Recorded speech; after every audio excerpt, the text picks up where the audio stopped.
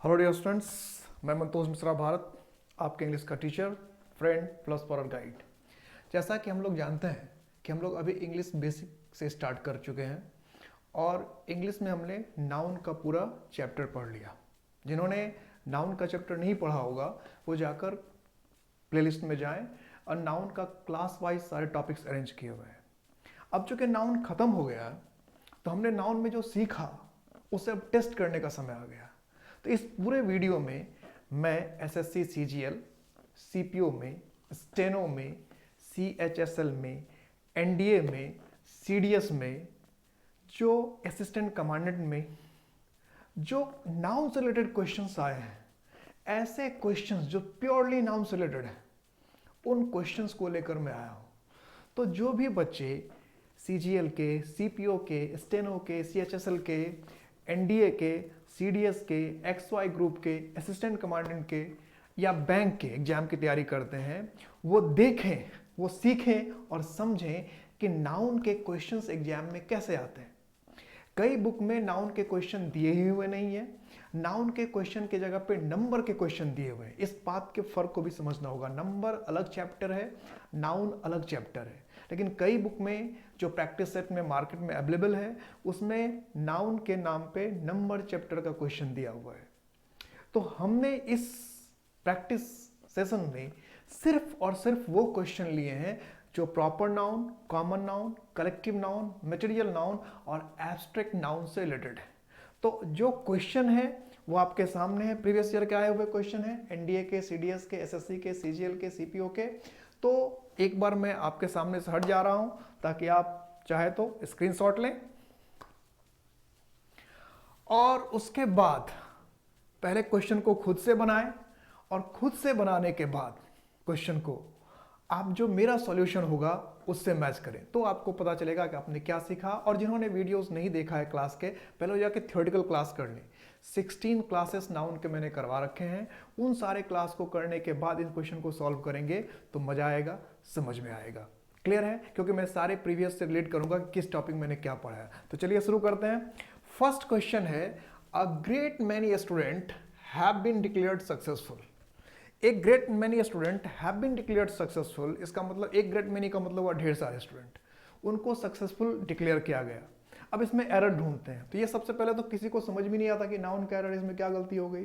तो अब जरा कॉमन नाउन को याद कीजिएगा। एक ग्रेट मैनी, एक ग्रेट मैनी का इस्तेमाल किसके लिए हो रहा है? स्टूडेंट के लिए। स्टूडेंट क्या है? कॉमन नाउन है, काउंटेबल नाउन है। और मैंने आपको कॉमन नाउन में क्या पढ़ा रखा है? कॉमन नाउन का बेसिक फीचर क्या पढ़ा रहा है कि कॉमन नाउन अगर एक के लिए आएगा तो ए लिखना जरूरी है या एन लिखना जरूरी है, और अगर कॉमन नाउन एक से अधिक के लिए आएगा तो उसके लिए क्या जरूरी है? कॉमन नाउन को प्लुरल करना जरूरी है, उसमें एस और यस लगाना जरूरी है, पता है कॉमन नाउन में। तो ये ग्रेट मैनी बता रहा है मोर देन वन, और स्टूडेंट जो आ गया वो हो गया सिंगुलर। कुछ बच्चे क्या करते हैं, ये ए समझते हैं, यहाँ स्टूडेंट समझते हैं, तो वो बी पार्ट में एरर करके आ जाते हैं और क्या करके आ जाते हैं? हैव को हैज करके आ जाते हैं। कई बुक में भी ऐसा दे रखा है। तो ये सरासर गलत आंसर है। और ऐसा करने के बाद जब एसएससी आंसर देता है, आयोग आंसर देता है ए, तो हम लोग उसको चैलेंज भी कर देते हैं, क्योंकि कुछ बुक भी कह रहा है हैव को हैज कर दो, आपने भी हैव को हैज कर लिया। लेकिन असल गलती जो है वो इसमें है। ये स्टूडेंट की जगह पे क्या होना चाहिए था? स्टूडेंट में एस लगना चाहिए था। ये स्टूडेंट क्या होना चाहिए था? प्लूरल होना चाहिए था। और क्यों होना चाहिए था प्लूरल में? क्योंकि कॉमन नाउन का रूल ये कहता है कि अगर कॉमन नाउन जो काउंटेबल है, अगर वो एक से अधिक के लिए आया है तो उसका फॉर्म प्लूरल होना चाहिए। तो एक ग्रेट मेनी का मतलब हुआ ढेर सारा, तो स्टूडेंट को क्या होना चाहिए? स्टूडेंट्स। ना कि इस स्टूडेंट को देखकर हम क्या करें?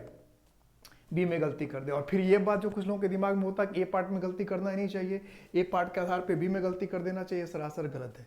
यहाँ स्टूडेंट ही गलत था, इसलिए हमने स्टूडेंट को ही क्या किया? गलत किया। जो गलती होगी उसी में गलती करनी, चाहे ए में हो चाहे बी में हो, इससे कोई मतलब नहीं। बात क्लियर हो गई?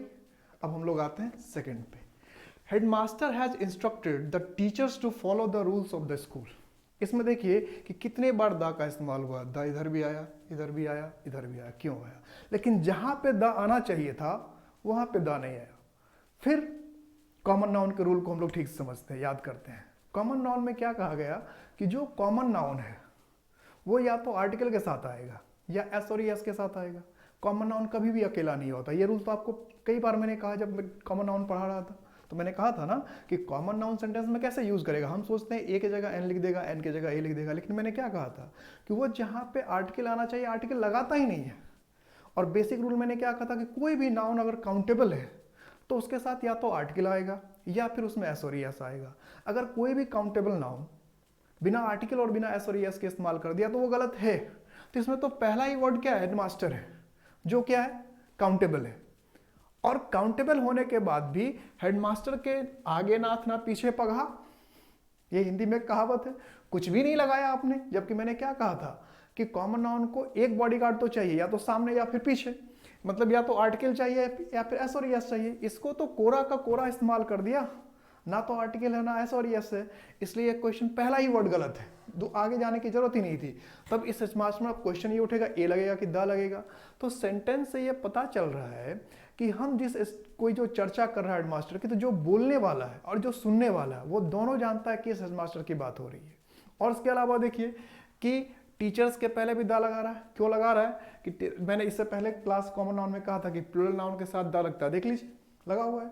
तो टीचर्स उसके पहले दा लगा है, तो टीचर्स किसी खास स्कूल के हैं इसलिए इसके पहले दा लगा है। देखिए फिर रूल्स के पहले भी दा लगा। अब देखिए पुराने रूल में जाइए, जो मैंने क्लास में पढ़ाया था कि कुछ लोग ये कहते हैं कि प्लूरल नाउन के साथ दा नहीं आता। अगर प्लूरल नाउन के साथ दा नहीं आएगा, ऐसा रूल होगा, तब तो इसका मतलब बी में भी गलती है और सी में भी गलती है, ये तो क्वेश्चन ही गलत हो गया फिर तो, है ना। इसलिए मैंने कहा था कि कोई भी व्यक्ति अगर ये कहता है कि प्लूरल नाउन के साथ द नहीं लगता, ये गलत है, तो मैंने कहा था किसी भी अच्छे राइटर में लिख के बुक में अगर ऐसा लिखा तो मुझे दिखा दीजिएगा। ऐसा कहीं नहीं लिखा। अगर ऐसा होगा तो ये क्वेश्चन देखिए गलत हो जाएगा। एसएससी मेंस का क्वेश्चन है, ये क्वेश्चन ही गलत हो जाएगा कि बी में भी गलती हो जाएगी, सी में भी गलती हो जाएगी। लेकिन असल गलती इसमें कहाँ है, हेडमास्टर में। तो टीचर्स भी किसी खास स्कूल के हैं, रूल भी किसी खास स्कूल के हैं, और स्कूल भी जो बोल रहा है वो समझ रहा है किस स्कूल की बात हो रही है, उस स्कूल के टीचर की बात हो रही है और किस तरह के रूल की बात हो रही है। इसलिए सब में दा लगा हुआ है। स्कूल के पहले भी दा लगा है, टीचर्स के पहले भी दा लगा है और रूल्स के पहले भी दा लगा है। लेकिन हेडमास्टर जो काउंटेबल नाउन है उसके साथ दा लगा ही नहीं हुआ है, कोई आर्टिकल लगा ही नहीं हुआ है। तो इस हेडमास्टर को इस सेंटेंस में क्या चाहिए था, द चाहिए था। क्यों चाहिए, क्योंकि पूरे सेंटेंस से पता चल रहा है कि हेडमास्टर, जिस हेडमास्टर के विषय में बात हो रही है उसको बोलने वाला भी जान रहा है और सुनने वाला भी जान रहा है। अगर कोई जान ही नहीं रहा किस हेडमास्टर की बात करें तो हम ऐसे बात थोड़ी बोलेंगे। तो हमने कहा कि हेडमास्टर साहब ने कहा कि स्कूल के जितने टीचर उसको स्कूल का रूल मानना पड़ेगा। इसका मतलब हमें पता है हम किस प्रिंसिपल की बात कर रहे हैं और सुनने वाला भी जान रहे हैं। तो पूछेगा ना कौन से स्कूल की बात कर रहे हो भाई, कौन से प्रिंसिपल की बात कर रहे हो। तो ऐसा तो कुछ नहीं है। इसका मतलब जो सुन रहा है वो सुन रहा है, उसको पता है किसकी बात हो रही है। तो सबसे पहला ही क्वेश्चन होता है क्या बोल रहे हो भाई, कौन सा प्रिंसिपल, कौन सा रूल। तो इसका मतलब ये सेंटेंस अगर कोई बोला है तो सुनने वाला समझ रहा है किस स्कूल और किस प्रिंसिपल की बात हो रही है। इसलिए हेडमास्टर के साथ क्या होना चाहिए, दा होना चाहिए। क्लियर है बिल्कुल। अब आते हैं थर्ड क्वेश्चन पे। थर्ड क्वेश्चन जो है प्रॉपर नाउन का है। प्रॉपर नाउन में मैंने क्या बता रखा है, क्लास में जाके देखिए प्रॉपर नाउन का थर्ड या fourth class fifth class proper noun का है। तो अगर कैपिटल में लिखा है तो प्रॉपर नाउन है, तो ए और एन कैपिटल में लिखा तो प्रॉपर नाउन हो गया। अब प्रॉपर नाउन में भले एस लगा हुआ है, लेकिन प्रॉपर नाउन का वर्ब हमेशा क्या होता है, सिंगुलर होता है। इसलिए इस पार्ट में गलती क्या है, आर की जगह पे क्या होना चाहिए, इज कि the Arabian Nights are enjoyed by all kinds of readers. तो जितने भी तरह के रीडर्स है, जितने प्रकार के रीडर्स है, सबको अरेबियन नाइट्स पढ़ने में अच्छा लगता है। तो गलती कहाँ हुई कि ये अरेबियन नाइट्स प्रॉपर नाउन था। प्रॉपर नाउन कैसे था, क्योंकि ये कैपिटल में लिखा हुआ था। कैपिटल में लिखा है तो प्रॉपर नाउन ही होगा, क्योंकि प्रॉपर नाउन के विषय में क्या बताया था कि प्रॉपर नाउन सेंटेंस के किसी भी हिस्से में वो कैपिटल में होगा। यही सबसे आसान तरीका है प्रॉपर नाउन को पहचानने का। तो ये प्रॉपर नाउन था, इसका वर्ब प्लूरल हो गया, इसको क्या करना पड़ेगा, सिंगुलर। कुछ बुक में इस तरह के क्वेश्चन को सिंटैक्स में रखा गया, लेकिन बेसिकली ये क्वेश्चन तो प्रॉपर नाउन का ही है। ठीक है। फोर्थ क्वेश्चन देखते हैं। Akbar was one of the finest king. अब मैंने क्या बताया था, दैट इंडिया एवर हैड, कि अकबर बेहतरीन राजाओं में से एक था जो इंडिया में हुआ। इंडिया एवर हैड का मतलब क्या, इंडिया में जो कभी राजा हुआ उसमें अकबर सबसे अच्छे में से एक था, सबसे अच्छों में से। इसका मतलब कई अच्छे थे। जैसे हमने लिखा वन ऑफ, तो इसका मतलब किंग क्या होगा, कई होगा, कई होगा, तभी तो उसमें से एक का कोई तो मतलब ही नहीं हुआ। एक आदमी एक में से एक आ जाओ, ये तो मतलब है। अगर हम कहते हैं अरे बच्चों तुम में से कोई एक आ जाओ, इन कुर्सियों में से कोई एक ले लो, तो एक से अधिक कुर्सियां होगी तभी तो उसमें से एक आएगा। राजा एक से अधिक है तभी तो उसमें से कोई एक अच्छा। तो जैसे हमने कहा वन ऑफ, तो इसका मतलब राजा एक से अधिक थे, और उस एक से अधिक राजा में अकबर एक अच्छा रहा, यानी कई अच्छे राजा थे, उसमें से अकबर एक अच्छा राजा था। ये कहना चाह रहा कि राजा कई अच्छे थे, कई सर्वोत्तम राजा थे, कई बेहतरीन राजा थे, उसमें से अकबर एक था। ये राजा कई सर्वोत्तम थे, अकबर उसमें से एक थे। तो वन ऑफ का जैसे इस्तेमाल किया हमने राजा, इसका मतलब राजा क्या एक से अधिक है। अब राजा जब एक से अधिक है तो हमारा कॉमन नाउन का रूल क्या कहता है कि जब एक से अधिक है तो उसे प्लूरल होना चाहिए। इसलिए किंग के जगह पर क्या होना चाहिए था, किंग्स। कई लोग इसमें कुछ और ही गलती करके आ जाते हैं, इंडिया है उसके पहले दा लगा देते हैं या हेड को कुछ और कर देते हैं, तो ऐसा नहीं। बेसिक गलती यहाँ है, कॉमन नाउन में हमने पढ़ा है कि कॉमन नाउन अगर एक से अधिक के लिए आएगा तो उसे प्लूरल बनाना जरूरी है। कॉमन नाउन अगर एक से अधिक आएगा तो उसे प्लूरल बनाना जरूरी है। अब नेक्स्ट क्वेश्चन देखते हैं, ये सीडीएस का क्वेश्चन है। Gulliver's Travels are indeed an interesting story book.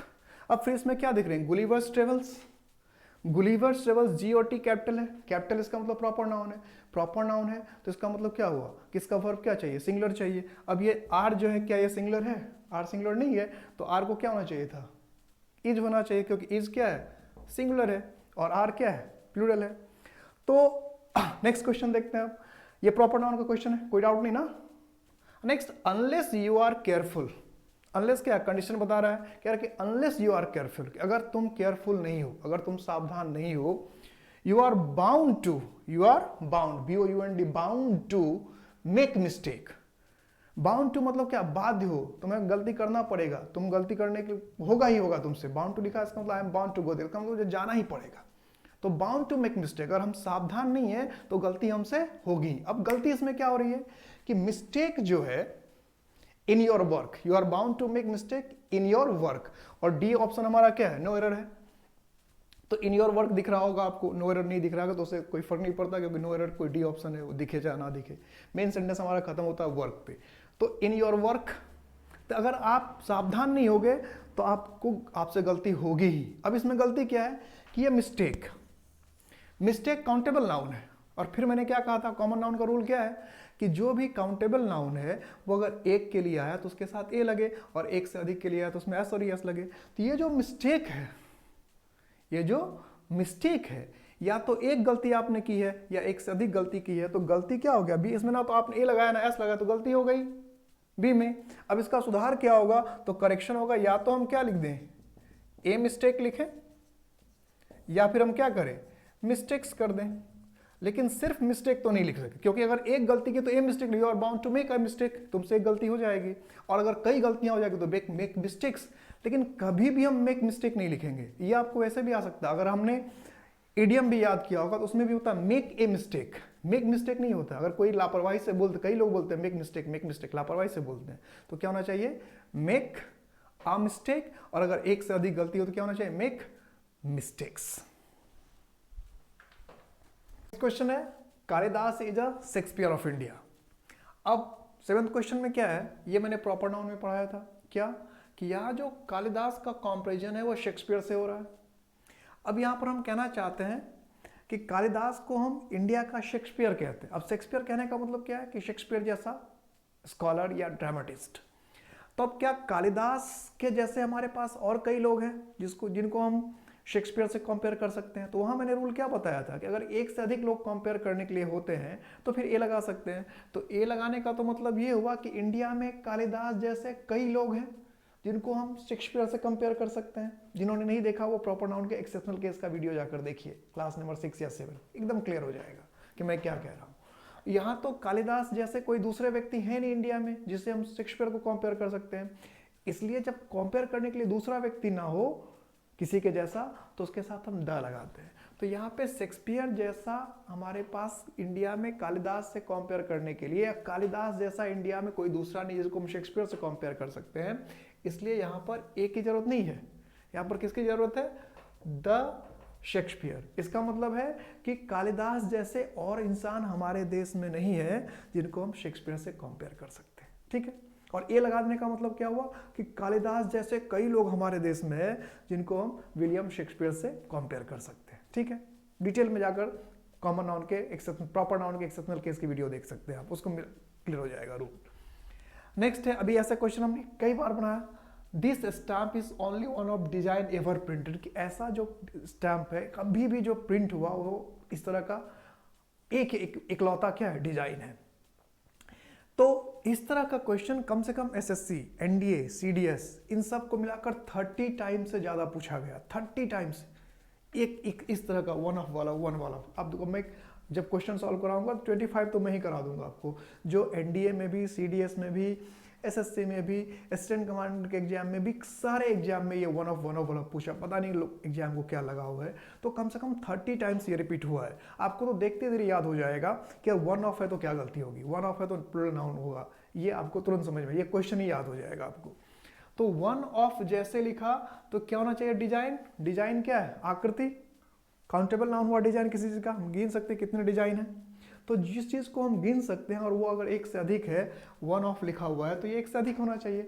एक से अधिक होना चाहिए तो डिजाइन में क्या लगना चाहिए, एस। डिजाइन में क्या लग जाना चाहिए, s. One of designs, design में लगा दिया एस, ठीक है। नेक्स्ट क्वेश्चन क्या, UNICEF is an international organisation, कि यूनिसेफ क्या एक अंतरराष्ट्रीय संस्था है। अब यूनिसेफ देखिए कैपिटल में लिखा हुआ है, इसका मतलब क्या, प्रॉपर नाउन है। प्रॉपर नाउन, इसका वर्ब क्या होना चाहिए, सिंगुलर होना चाहिए। तो इसमें तो सब कुछ क्या है, सही है। और इसमें क्या होना चाहिए, नो एरर, इसमें कोई गलती नहीं है। लेकिन इसमें कुछ बुक ने क्या आंसर कर रखा है, यूनिसेफ के पहले द लगा दिया है। ऐसा बिल्कुल नहीं होता है। आप ये ध्यान रखिएगा कि कोई भी ऑर्गेनाइजेशन जिसको हम लेटर बाय लेटर प्रोनाउंसिएट करते हैं अलग अलग से, BBC, तो उसमें तो हम द लगा देते हैं। लेकिन अगर किसी भी ऑर्गेनाइजेशन का इस्तेमाल अगर शॉर्ट फॉर्म में करते हैं और वर्ड की तरह पढ़ाए थे यूनिसेफ, तो ऐसे कंडीशन में हम सार्क, एशियान, तो उसमें द नहीं लगता। ये आर्टिकल चैप्टर जब मैं पढ़ाऊंगा उसमें रूल में बता दूंगा और क्लियर करके। लेकिन अभी ये ध्यान रखिएगा क्या, कि कोई भी इंटरनेशनल ऑर्गेनाइजेशन या ऑर्गेनाइजेशन अगर उसके नाम को हम एक वर्ड की तरह पढ़ते हैं शॉर्ट फॉर्म को, तब द नहीं लगाते हैं।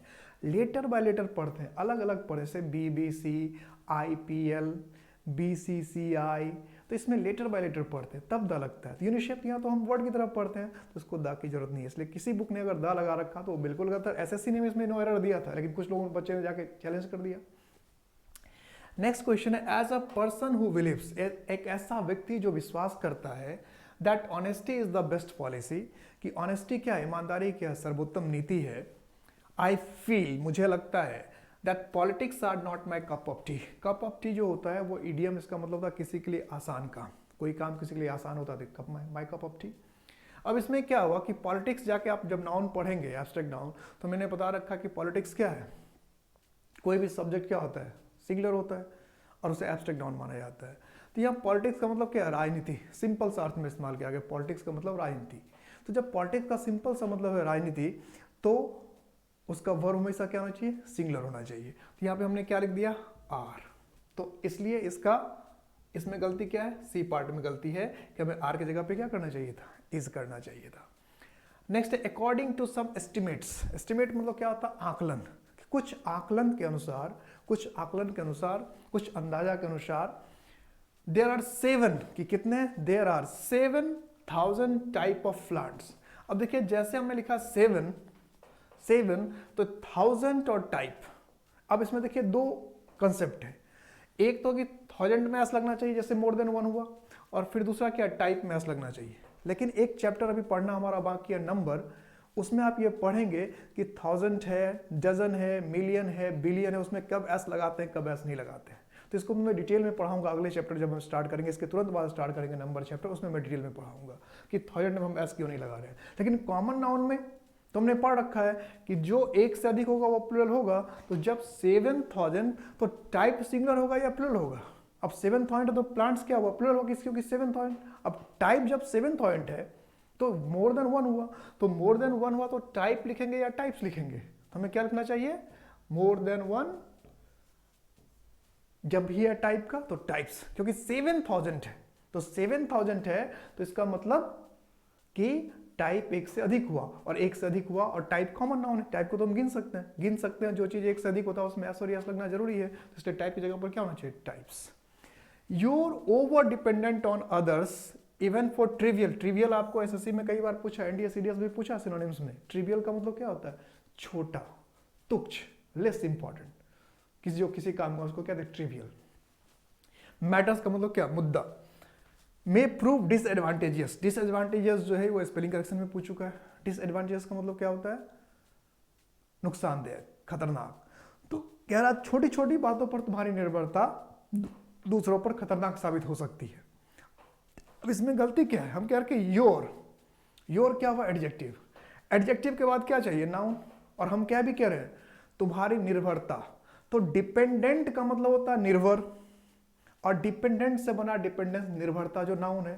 तो ये बात मैंने एब्स्ट्रैक्ट नाउन में करवाया था, ध्यान अगर देंगे क्या, और मैंने बताया भी था एब्स्ट्रैक्ट नाउन में। जिन्होंने एब्स्ट्रैक्ट नाउन का तीनों वीडियो नहीं देख रखा होगा, 3 क्लास मैंने एब्स्ट्रैक्ट नाउन के लिए पूरे डिटेल में, उसमें मैंने समझा रखा है फर्स्ट या सेकंड क्लास में कि कैसे एडजेक्टिव से नाउन बनता है, कि लॉन्ग से लेंथ बनाते हैं, वाइड से विड्थ बनाते हैं। और मैंने उस समय कहा था कि जहाँ लॉन्ग होना चाहिए वहाँ लेंथ लिख देगा, जहाँ वाइज होना चाहिए वहाँ विजडम लिख देगा, जहाँ इंटेलिजेंट होना चाहिए वहाँ इंटेलिजेंस लिख देगा, जहाँ फुलिसनेस होना चाहिए वहाँ फुलिस लिख देगा। तो यही तो बात इसने किया है कि यहाँ योर क्या है, नाउन है, एडजेक्टिव है, एडजेक्टिव के बाद हमें क्या चाहिए, नाउन चाहिए। जैसे हम कहते हैं your book, my book, your father, तो नाउन ही तो आ रहा है, my father, his book, her book, their book, तो एडजेक्टिव के बाद तो नाउन आना चाहिए। तो ये जो डिपेंडेंट है ये तो खुद एडजेक्टिव है, डिपेंडेंट का मतलब क्या, निर्भर, और डिपेंडेंट से एब्स्ट्रैक्ट नाउन क्या बनेगा, एडजेक्टिव से क्या बनेगा, नाउन, एब्स्ट्रैक्ट नाउन, डिपेंडेंट से डिपेंडेंस, निर्भर से निर्भरता, ठीक है। जैसे मैंने बताया सफिशिएंट से सफिशिएंसी,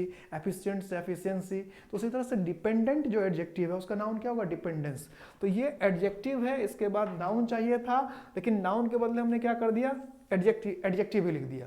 तो डिपेंडेंट को हमें बनाना होगा नाउन डिपेंडेंस, तभी तो होगा तुम्हारी निर्भर। तुम्हारा निर्भर का क्या मतलब हुआ, तुम्हारा निर्भर तो नहीं होगा, क्या होगा, तुम्हारी निर्भरता। अब निर्भरता जो है उसकी इंग्लिश डिपेंडेंट होगी कि डिपेंडेंस, तो निर्भरता की इंग्लिश क्या होगी, डिपेंडेंस, क्योंकि निर्भर क्या एडजेक्टिव है, डिपेंडेंट क्या एडजेक्टिव है। डिपेंडेंट मतलब निर्भर, I am dependent on you, तो मैं तुम पे निर्भर हूँ, और I am dependence on you, तो ये कोई मतलब ही नहीं, मैं तुम पर निर्भरता हूँ, कोई मतलब ही नहीं बना। तो कभी जहाँ डिपेंडेंट और डिपेंडेंस के फर्क को आपको समझना पड़ेगा। तो मैंने आपको एब्स्ट्रैक्ट नाउन में बताया था कि यही काम करेगा, इसलिए तो गलती समझ में नहीं आती नाउन की, कि हम सोच के जाते हैं कुछ और, हो जाता है कुछ और। तो क्या होना चाहिए, योर ओवर डिपेंडेंस, क्या होना चाहिए था, योर ओवर डिपेंडेंस, कि तुम्हारी ज्यादा निर्भरता, ठीक है। तो अब कुछ नेक्स्ट क्वेश्चन देखते हैं, क्वेश्चन नंबर 13। क्वेश्चन नंबर 13 क्या है, the milk is very good for growing children of all ages. ऐसा क्वेश्चन मैंने मटेरियल नाउन में कराया था, और मटेरियल नाउन में मैंने आपको बताया था कि किसी भी मटेरियल नाउन का इस्तेमाल अगर जनरल सेंस में किया जाएगा तो उसको आर्टिकल की जरूरत नहीं है। या तो साफ मतलब है कि मिल्क जो है बढ़ते हुए उम्र के सभी बच्चों के लिए जरूरी है, तो मिल्क तो मटेरियल नाउन है, तो उसको किसी तरह की आर्टिकल की जरूरत ही नहीं है अगर वो जनरल सेंस में इस्तेमाल हुआ। मैंने मिल्क के साथ आर्टिकल लगता है ये बताया है। तो ये देखने के लिए आप जिन बच्चों ने नहीं देखा है मटेरियल नाउन के, तो मटेरियल नाउन के 3 क्लासेस हैं, 1.5 से 1.5 घंटे की ज़्यादा क्लास है, तो पूरे 1.5 घंटे क्लास देखेंगे तो अपने आप आपको समझ में आ जाएगा। तो जाकर जिन बच्चों ने मटेरियल नाउन की क्लास नहीं देखा, पहले मटेरियल नाउन क्लास देख लेंगे, फिर ये क्वेश्चन अपने आप समझ में आ जाएगा आपको क्या है। तो मिल्क का इस्तेमाल अगर हम ऑल के सेंस में कर रहे हैं, मिल्क मटेरियल नाउन है, तो मटेरियल नाउन को द की जरूरत नहीं पड़ती, तो इसमें द की कोई जरूरत ही नहीं है। अब नेक्स्ट क्वेश्चन क्या है कि वन ऑफ माई फर्मेस्ट बिलीफ। ये क्वेश्चन मैंने अभी थोड़ी देर पहले भी कहा था आपको कि ये क्वेश्चन 30 टाइम्स से ज्यादा पूछ चुका है, एनडीए, सीडीएस, एसएससी सब मिलाकर। जैसे हमने कहा वन ऑफ, तो इसका मतलब एक से अधिक होगा। फर्मेस्ट, फर्मेस्ट का मतलब क्या, फर्म का मतलब मजबूत, तो फर्मेस्ट का मतलब सबसे मजबूत। बिलीफ, क्या आपका एक ही विश्वास है? इस सेंटेंस लगता नहीं, आपके कई विश्वास है, आपके कई तरह के विश्वास है, उसमें से एक विश्वास। तो जैसे हमने वन ऑफ लिखा, तो मैंने क्या आपको याद ही रखना चाहिए कि सबसे पहले जहां वन ऑफ आ जाए तो तुरंत आप नाउन चेक कीजिए वो सिंगुलर है कि प्लूरल, क्योंकि वन ऑफ के बाद नाउन हमेशा क्या होगा, प्लूरल। और फिर से क्या लिख दिया, बिलीफ ही लिख दिया, सिंगुलर लिख दिया। अब बिलीफ को प्लूरल कैसे बनाते हैं, बिलीव्स, वीएस लगा के मत बना दीजिएगा, कुछ लोग वीएस लगा देते तो वो वर्ब हो जाता है। और ये चीज मैं बताऊंगा अभी, मैंने अभी थोड़ी देर पहले कहा था आपको कि इसके बाद हम लोग नंबर चैप्टर पढ़ेंगे, तो नंबर चैप्टर में बिलीफ में ऐसी लगा के क्यों प्लूरल बनाया, इसका बहुत डिटेल में आपको इसकी विषय में जानकारी दी जाएगी। तो अभी ये सिर्फ देखना है और नंबर चैप्टर का वेट करना है कि बिलीफ का बिलीव्स होना चाहिए। और क्यों होना चाहिए बिलीफ, क्योंकि वन ऑफ है। जैसे हम कहते हैं वन ऑफ, तो इसका मतलब है एक से अधिक, तो एक से अधिक के लिए क्या करना पड़ेगा, बिलीफ को बिलीव्स करना पड़ेगा। नेक्स्ट क्या, द न्यूज ऑफ बाबाज मर्डर। बाबा को हमने कैपिटल में लिखा, इसका मतलब माला फेरने वाले बाबा की बात नहीं हो रही है। क्या है, बाबा किसी का नाम होगा, लिख देते हैं। गांव घर में देखिए कई लोगों का नाम होता है एमएलए, कुछ लोग अपने गांव में रखते हैं वीडियो, अब वीडियो आ गया तो असल का वीडियो नहीं होता है, वो किसी का ऐसे ही नाम रख दिया गया। तो ये जो हमें कैसे पता चलेगा, तो प्रॉपर नाउन में हमने पढ़ा था कि अगर बीच में बाबा लिखा और बाबा कैपिटल से लिखा है, इसका मतलब बाबा किसी का नाम है। तो बाबाज मर्डर होगा, कोई बाबा उसका नाम होगा, उसकी हत्या हो गई, वॉज रिसीव्ड विथ, तो वो जो न्यूज आया उसको कैसे रिसीव किया गया, शॉक्ड एंड डिसबिलीफ। अभी देखिए यहाँ बिलीफ था, इसमें डिसबिलीफ, अविश्वास, डिसबिलीफ क्या होगा, अविश्वास। तो ये एब्स्ट्रैक्ट नाउन हुआ। अब यहां पर कह रहा है कि शॉक्ड, शॉक्ड लिखने का मतलब क्या हुआ, हम कहते हैं सदमा और अविश्वास, यानी वो ऐसा न्यूज था जिससे लोगों को सदमा के साथ और अविश्वास के साथ लोगों ने रिसीव किया, यानी लोगों को सदमा भी पहुंचा और अविश्वास भी हुआ। तो शॉक्ड तो या तो वर्ब है या एडजेक्टिव की तरह यूज होगा, यहाँ तो सदमा की बात है, सदमा, तो सदमा का इंग्लिश शॉक्ड नहीं होना चाहिए, यहाँ नाउन की जरूरत थी। तो नाउन की जरूरत थी तो शी पार्ट में क्या होना चाहिए था, शॉक्ड की जगह पे शॉक। मैंने कहा था ना कि एब्स्ट्रैक्ट नाउन से जब क्वेश्चन पूछता है तो होना चाहिए कुछ और, लिख देता है कुछ और, तो हम लोग तो समझ ही नहीं पाते क्या है। तो यहाँ इससे यह भी क्लियर हुआ कि जब तक सेंटेंस का हम प्रॉपर वे में मीनिंग नहीं समझते हैं तब तक गलती ढूंढना भी क्या है, थोड़ा सा मुश्किल होता है। इसलिए ग्रामर को बिल्कुल बेसिक समझना चाहिए। और कुछ लोग जो तुक्के मारकर सोचते हैं शॉर्ट ट्रिक से क्वेश्चन बना देंगे, तो शॉर्ट ट्रिक से क्वेश्चन नहीं बनता है, 2-4 क्वेश्चन बनेगा, इंटरेस्ट के लिए आप शॉर्ट ट्रिक देख लेंगे, लेकिन सारे क्वेश्चन जो बना पाएंगे वो बात नहीं होगी। जैसे सैलरी आपको शॉर्ट ट्रिक में दे दे गवर्नमेंट, तो मजा आएगा क्या, नहीं आएगा ना। तो सैलरी आपको फुल चाहिए और एग्जाम में क्वेश्चन शॉर्ट में बने ना बाबा, ऐसा नहीं होता है। आपको जितने सैलरी लेने में इंटरेस्ट है उतना इंटरेस्ट कंसेप्ट डेवलप करने में भी होगा। जितने ईमानदारी से आप कंसेप्ट को समझेंगे उतने ही बेहतरीन ढंग से क्वेश्चन बनेगा और फिर उतनी ही आसानी से महीने के 1 तारीख को सरकारी नौकरी और सैलरी आपके अकाउंट में आएगा, नहीं तो शॉर्टकट में सैलरी नहीं आता। तो बात क्या हुई कि जैसे हमने क्या लिखा शॉक्ड, तो ये गलत हो गया। हमें कहा था सदमा, सदमा का इंग्लिश क्या होना चाहिए, शॉक, जो नाउन होना चाहिए। सदमा क्या एक नाउन है, तो यहां पर होना चाहिए शॉक एंड डिसबिलीफ, और क्या कर दिया शॉक्ड। तो क्यों शॉक्ड नहीं होगा, क्योंकि हम कह रहे हैं सदमा, सदमा नाउन है और शॉक्ड जैसे लिख देंगे या तो V2 होगा, जैसे ये एडजेक्टिव होगा, इसके he is shocked, I am shocked. तो यहां वर्ब या एडजेक्टिव की जरूरत नहीं है, यहां पर हमको किसकी जरूरत है, विथ। वैसे भी आ गया, ये भी ध्यान रखें कि विथ क्या है, प्रीपोजिशन है, और प्रीपोजिशन के बाद नाउन यूज होता है। इस बात को भी अगर आप ध्यान रखेंगे उससे भी बात बन जाएगी। क्या ये ट्रिक भी ध्यान रख सकते हैं कि विथ क्या है, प्रीपोजिशन है, और प्रीपोजिशन के बाद तो नाउन आता ही आता है, इससे भी हमारा काम चलेगा। इसको शॉर्ट ट्रिक भी कह सकते हैं, लेकिन मैं इस शॉर्ट ट्रिक पर विश्वास करने के लिए आपको नहीं कह रहा हूं, मैं सिर्फ ये कह रहा हूं कि ये ट्रिक भी नहीं हुआ, ये कंसेप्ट हुआ कि प्रीपोजिशन के बाद नाउन आता है। इसको हम ट्रिक नहीं कह सकते, इसको हम क्या है, कंसेप्ट। ये ग्रामर का कंसेप्ट है कि प्रीपोजिशन के बाद नाउन का इस्तेमाल होता है। तो ये विथ प्रीपोजिशन था, जिसके बाद नाउन चाहिए था, शॉक नाउन था नहीं, तो इसको नाउन बना दिया शॉक, सदमा। अब नेक्स्ट क्वेश्चन क्या है, एन एंशिएंट्स। अब देखिए एन भी लिखा है और एनसी। अब ये जो क्वेश्चन था, ये क्वेश्चन 2017 में एसएससी ने नया काम कर दिया था। क्या नया काम किया था, उसमें जरा इस क्वेश्चन को देखिए कि इसमें अंडरलाइन नहीं किया, यह सेंटेंस ऐसे ही दे दिया, अंडरलाइन किया ही नहीं। और उसके बाद क्या किया कि हैड इट्स लिमिट्स को ए पार्ट कर दिया, दैट नॉलेज को बी पार्ट कर दिया, सी में कर दिया नो एरर, और एन एंशिएंट्स को कर दिया ए पार्ट। तो स्टूडेंट तो 2 से 4 मिनट समझ ही नहीं पाए कि ये क्या हो गया। जैसे अभी 2020 में क्या जी दिया ही नहीं, जी दे ही नहीं रहा, नो एरर का ऑप्शन ही नहीं दे रहा, ए बी सी कहानी खत्म, नो एरर का ऑप्शन ही नहीं है। तो एक बार को सदमा लगता है लोगों को, यार हमें तो प्रैक्टिस करके आ रहे हैं A B C D, no error no error, no error ही गायब कर दिया 2020 में। इसी तरह 2016-17 में क्या किया था कि एक सेंटेंस दे देता था और उस सेंटेंस को किसी पार्ट में डिवाइड करके किसी भी ऑर्डर में दे दिया। देखिए जैसे अगर ऑर्डर ही बना तो एन एंशिएंट्स को ए पार्ट होना चाहिए था। हमारी आदत है डी नो एरर देखने का, नो एरर कहाँ का रखा है, सी में। तो 2-4 मिनट के लिए तो लोगों को सदमा लग गया था, क्या हो गया नहीं हो समझने में, और कुछ लोग तो गलती भी करके आ गए। तो बात सिर्फ इतनी ही समझनी थी कि an ancients consider that knowledge had its limits. Sentence ये है, इसमें किसी पार्ट में गलती हो गई है। अब वो जो गलती चाहे जिस पार्ट में करके उसने दिया उसको आपको ढूंढ लेना था। तो गलती इसमें किस पार्ट में हुई है कि एन जब लिखा है, मैंने क्या बताया था कॉमन नाउन में कि जो चीज सिंगुलर है और काउंटेबल है तो ए लगेगा एन लगेगा, और प्लूरल है तो उसमें एस और एस लगेगा। एक ही चीज को ही होगा ना, अगर एक है तो एक से अधिक नहीं होगा, और एक से अधिक है तो एक ए नहीं होगा। यहां पर एन हम लिख रहे हैं, फिर एंसेंट्स में एस क्यों लगा रहे हैं, ये तो प्लूरल हो गया। तो एंसेंट्स नाउन की तरह यूज हुआ कि प्राचीन, तो एडजेक्टिव भी होता है एंसेंट, अब यहाँ पे नाउन की तरह हो जाएगा। तो ये हो सकता है, जो कुछ एडजेक्टिव ऐसे होते हैं जो नाउन की तरह यूज होता है, कुछ नाउन ऐसे होते हैं जो एडजेक्टिव की तरह यूज होता है, ऐसा होता है। तो ये जो यहाँ पर एंसेंट है वो एडजेक्टिव की तरह यूज, जब हम कहते हैं एंसेंट इंडिया, तो एंसेंट इंडिया में एंसेंट एडजेक्टिव है, लेकिन जब अकेले एंसेंट का इस्तेमाल किया इस तरह से तो ये फिर नाउन है, और नाउन ये पॉसिबिलिटी होती है, इंग्लिश में ऐसा होता है। तो एन जब लिख दिया तो एंसेंट स्मैश लिखने की कोई जरूरत ही नहीं थी, तो या तो गलती एन को हटा देते हैं तो होगा, या फिर एंसेंट्स का एस हटा दे तो एक ही चीज होगा, या तो सिंगुलर होगा तो प्लूरल नहीं होगा, प्लूरल होगा तो सिंगुलर नहीं होगा। तो एन भी लिख दिया, एंसेंट्स भी लिख दिया, एक कोई गलती हुई। अब ये पार्ट किसमें है, एन एंसेंट्स डी पार्ट में लिख रखा है इसने, तो डी हमारा किस में करके आना चाहिए था, डी करके आ जाना चाहिए था। तो हमारी आदत तो थी डी और नो एरर करके आने की, या तो डी में एरर आ गया है। तो इसलिए क्या कर देगा, कौन सा एक्सपेरिमेंट कर देगा, ये पता नहीं चलता है। ठीक है, ये समझ लीजिए कि अब एसएससी क्या करता है, कभी पत्नी की तरह रिएक्ट करता है, ऐसा सरप्राइज देगा कि आपके होश ही उड़ जाएंगे, आपको पता ही चलेगा क्या हो गया। तो होश उड़ाने वाले काम एसएससी कर सकता है, कभी करता ही रहता है, इस बार भी किया, कभी भी कर देता है।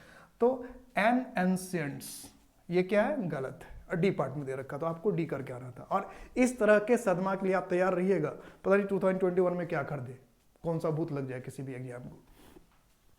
नेक्स्ट क्या है, a tale of two cities. A tale of two cities में ए क्या है, कैपिटल में, टेल का टी भी क्या है, कैपिटल में, टी स्मॉल हो गया था तो उसको ठीक कर डाला।